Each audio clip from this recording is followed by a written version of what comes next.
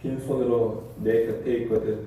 너는 그를 도와 거류민이나 동거인처럼 너와 함께 생활하게 하되 너는 그에게 이자를 받지 말고 내 하나님을 경외하여 내 형제로 너와 함께 생활하게 할 것인즉 너는 그에게 이자를 위하여 돈을 구워주지 말고 이익을 위하여 내 양식을 구워주지 말라.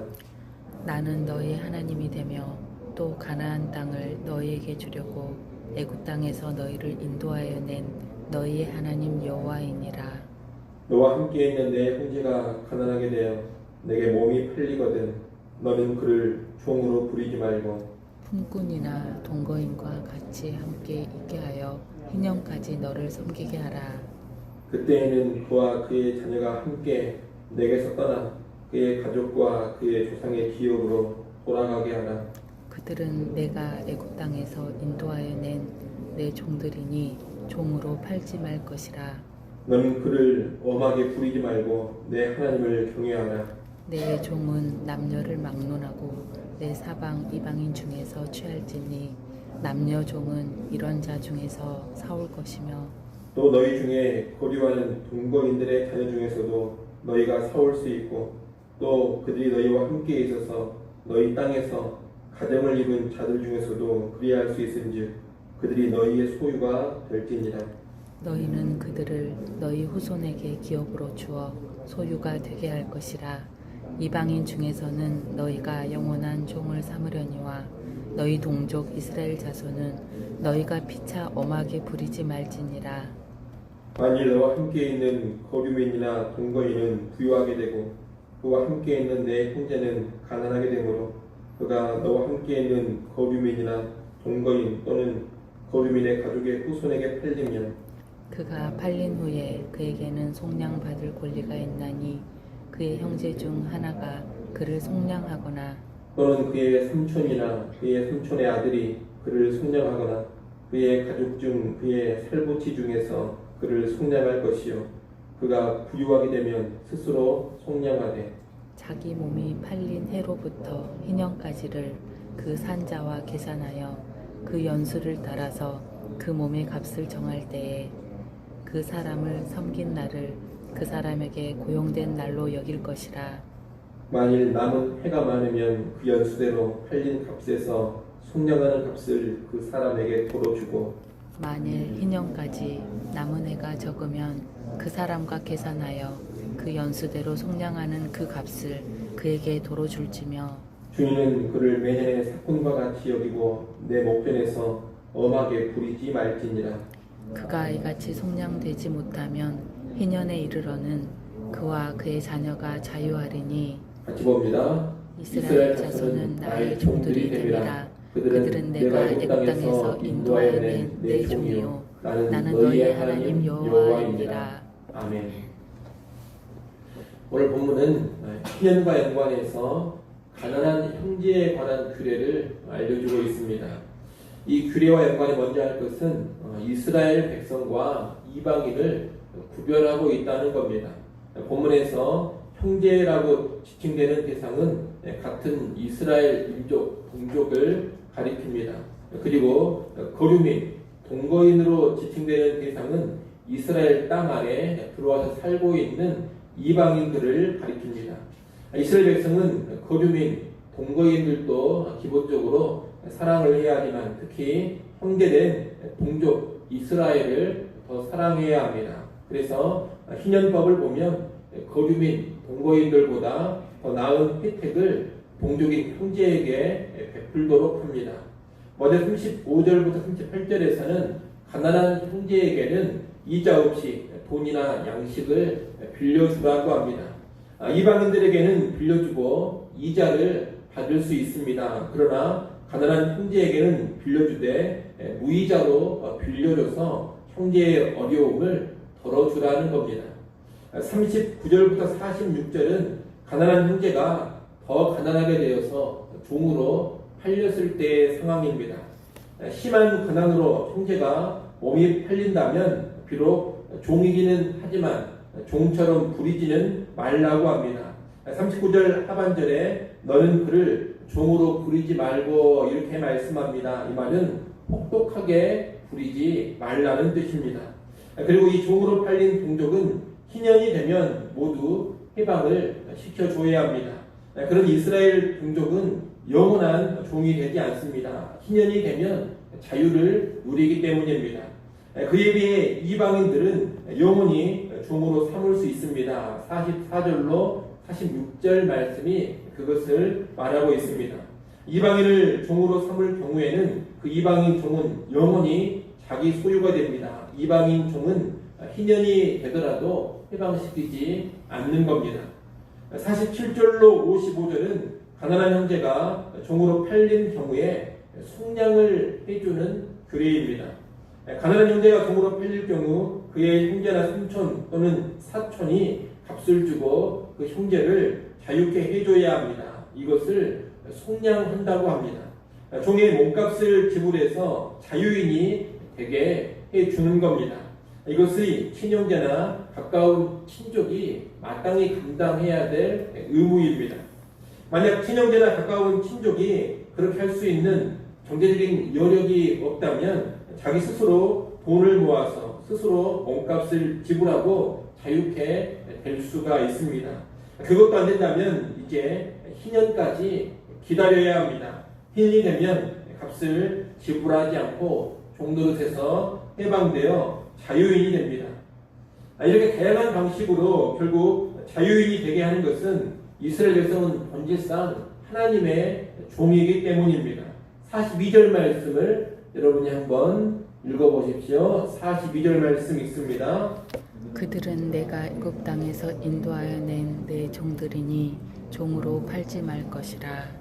55절 말씀도 한번 또 읽어보십시오. 55절 읽습니다. 이스라엘 자손은 나의 종들이 됨이라.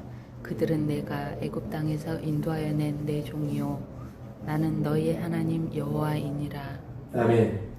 원래 이스라엘 자손은 애굽에 종노릇을 하고 있었습니다. 그런 이스라엘 백성을 하나님께서 구원해 주셔서 하나님의 백성, 하나님을 섬기는 종으로 삼으셨습니다.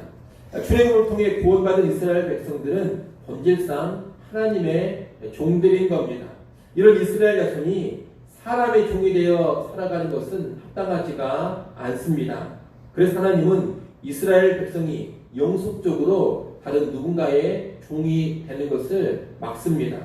희년 전에 속량을 통해서 아니면 희년의 해방을 통해서라도 영원한 종이 되지 않도록 하나님께서 규례를 정해 놓으신 겁니다. 이상의 규례를 통해서 우리는 다음 세 가지를 배우게 됩니다. 첫째, 형제를 사랑해야 한다는 겁니다. 동족 이스라엘 백성에게는 이자를 받지 말라는 것, 이스라엘 백성이 종으로 팔릴지라도 그를 학대하지 말라는 것, 또한 종이 되었을 때 가까운 형제나 친족이 속량을 해주고 그것이 안 된다면 희년에 무조건 해방시켜 자유케 하라는 것, 이런 모든 규례들은 형제 사랑을 실천하는 규례들입니다. 하나님은 언약의 공동체, 구원의 백성인 이스라엘이 서로 사랑하며 살아가기를 원하십니다. 그래서 이런 규례들을 주신 겁니다. 이 형제 사랑은 오늘날 교회에서 나타나야 합니다. 신약시대 언약의 공동체, 구원의 백성인 교회가 보여줘야 될 가장 중요한 특징이 뭐냐? 바로 이렇게 신자들 서로 간에, 형제들 서로 간에 사랑하는 겁니다. 예수님께서 교회에 주신 새 계명도 서로 사랑하라는 겁니다. 예수 믿는 신자들끼리 서로 사랑하며 살아라. 이것이 신약의 새 계명이요 가장 큰 계명입니다. 물론 교회는 세상 사람들도 사랑을 해야겠습니다만 세상 사람을 사랑하기 전에 교회는 먼저 예수 그리스도 안에 있는 형제 자매들, 동족 그리스도인들을 사랑해야 하는 겁니다. 특히 형제 사랑은 말로만 하는 사랑이 아닙니다. 우리가 지금 희년의 규례를 쭉 보고 있는데 여러분이 희년의 규례가 얼마나 실제적이고 구체적입니까? 돈을 쓰고 물질을 쓰면서 실천하도록 되어 있는 것이 희년 규례입니다. 형제 사랑은 말로만 하는 것이 아니라 이렇게 희년 규례와도 같이 구체적으로 실제적으로 내 물질을 쓰고 내 돈을 쓰면서 하는 겁니다. 그렇기 때문에 오늘 우리도 형제 사랑을 이야기할 때 말로만 형제사랑을 이야기하는 것이 아니라 실제적이고 구체적으로 내 돈을 쓰고 내 물질을 쓰면서 형제의 사랑을 실천할 수 있어야 하겠습니다. 그것이 진정한 형제사랑, 참된 형제사랑입니다. 둘째, 그리스도인들은 서로를 종으로 삼으려고 해서는 안 된다는 겁니다. 오늘 보면 42절 55절에서 하나님은 거듭 출애굽한 이스라엘 백성은 내 종들이라고 말씀을 하십니다. 그러니 사람의 종이 되어서는 안 된다는 겁니다. 하나님께서 가나안 땅에 들어간 이스라엘 백성 모두에게 각자의 땅, 각자의 기업을 주신 것도 다른 이유가 아닙니다. 경제적으로 자립을 해서 누군가의 종이 되어 살지 말라, 그런 의도에서 각 지방별로 자립할 수 있는 땅을 주신 겁니다. 그렇기 때문에 이스라엘 백성은 원칙상 누군가에게 종속이 되고 누군가의 종이 되는 일은 피해야 합니다. 설령 가난해서 종이 된다 하더라도 다시 자유인의 신분을 빨리 회복을 해야 합니다. 이런 논리는 오늘날 우리 그리스도인들에게도 그대로 적용이 됩니다. 구원받은 우리는 곧 하나님의 종들입니다. 그러니 일단 하나님을 잘 섬기는 하나님의 종된 삶을 살아야 할 것입니다.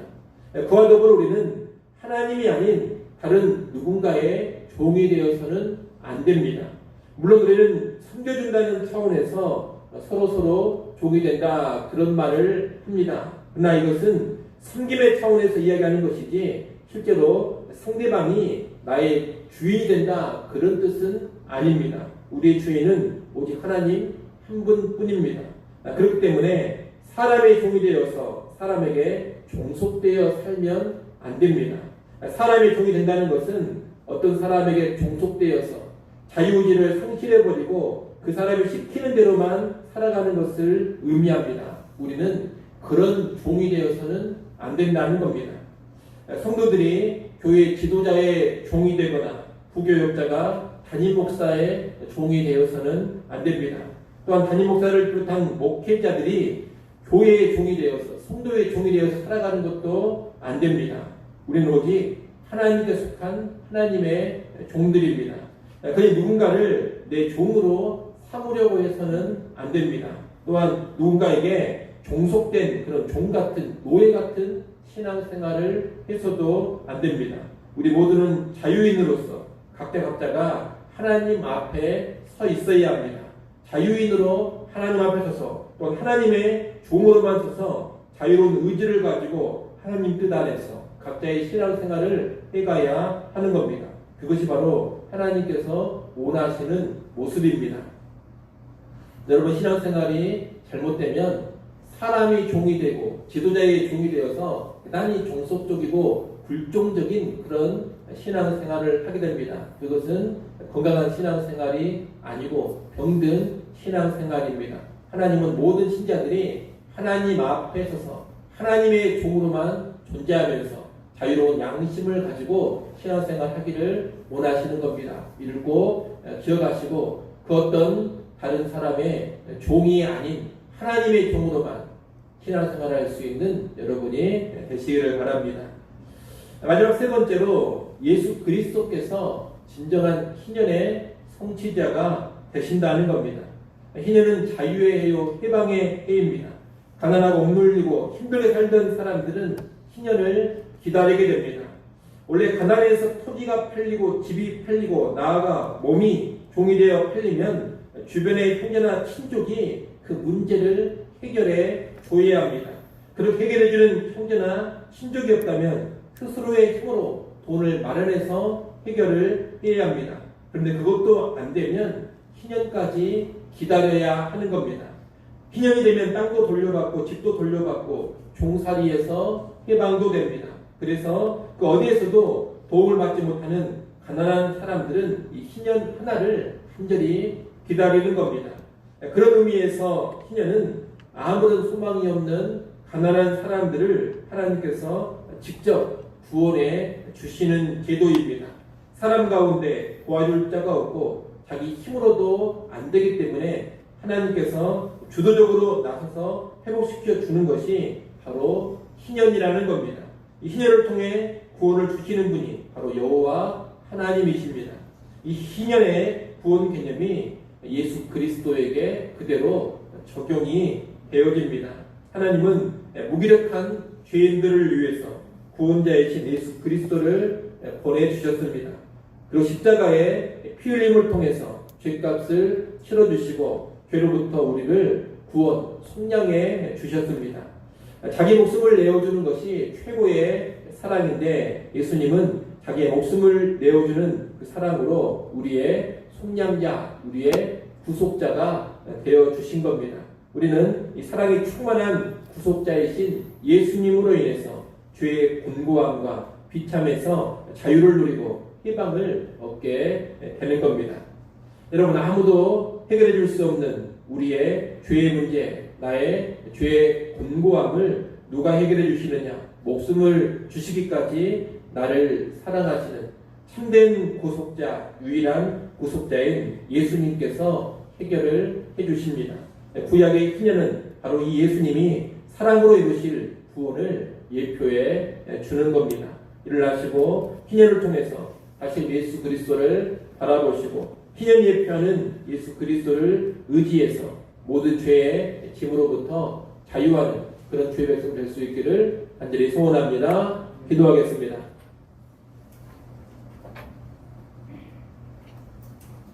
아버지 하나님, 가난한 형제에 관한 희년 규례를 통해서 배울 내용들을 잘 배우게 하여 주옵소서.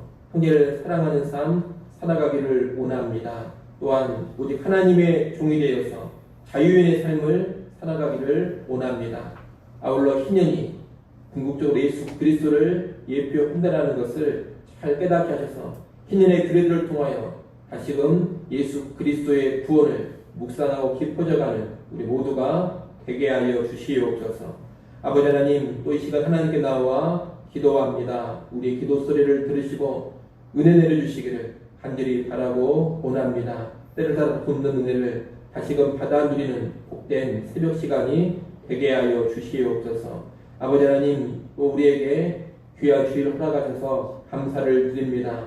하나님께 나와 기쁨으로 예배하는 주일이 되게 하시고 하나님께 집중하며 하나님께 영광을 올려드리는 모든 성도들이 되게 하여 주시옵소서.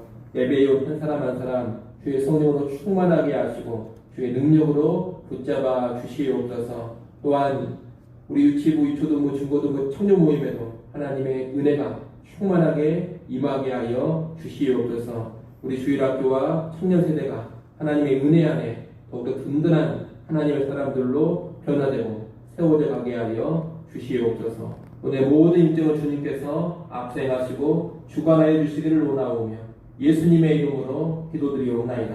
아멘.